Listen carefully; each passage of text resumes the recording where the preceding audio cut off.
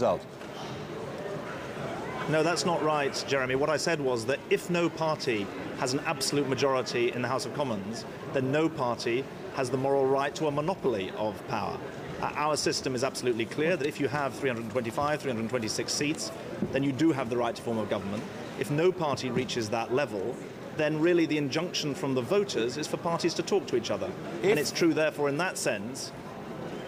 If the people of this country have decisively not chosen Gordon Brown as their Prime Minister, it's time for someone else at least to lead your party, isn't it?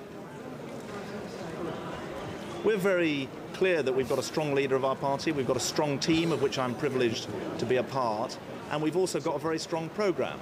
At this stage, I think that we've got enough excitement with the results coming in and the exit poll that you've got. I think it's maybe just worth pointing out Sunderland Central is the next door seat to South Shields.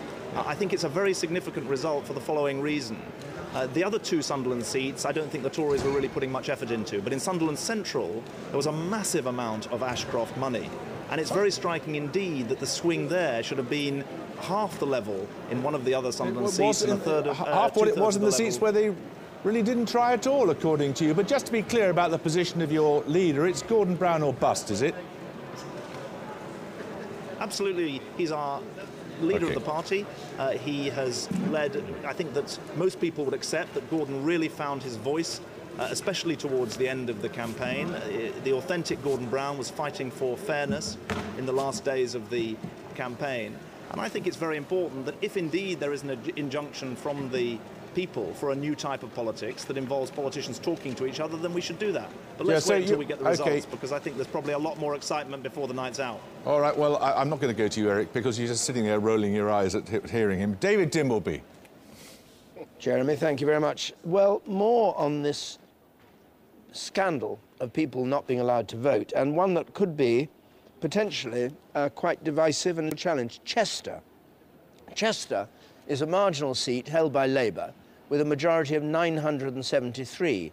The Labour Party is claiming that more than 600 people were turned away from the polling stations because the polling lists haven't been updated.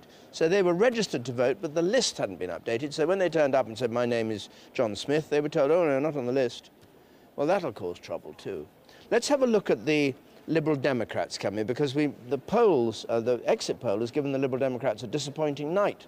Down one last time round, considering what a buoyant campaign Nick Clegg appeared to have. It's a very strange thing, but I mean, we'll only discover it when we get the results in. But what are the places the Lib Dems are most enthusiastic about taking or think they can have? Well, as you say, so much of this campaign has seemed to centre around the emergence, if you like, of Nick Clegg, and they will be very disappointed with these exit polls, but they may defy them. We've picked out some marginals, places that they're very keen to take. One is the city of Durham. Now, a big student population here.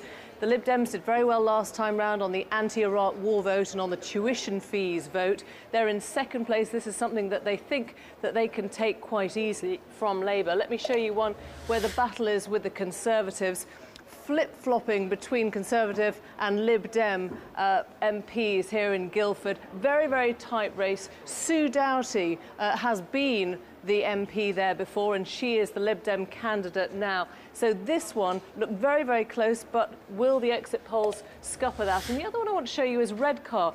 Very, very low down on the Lib Dem target list, 240-something. But they have been targeting this in recent weeks, thinking they could pull this off.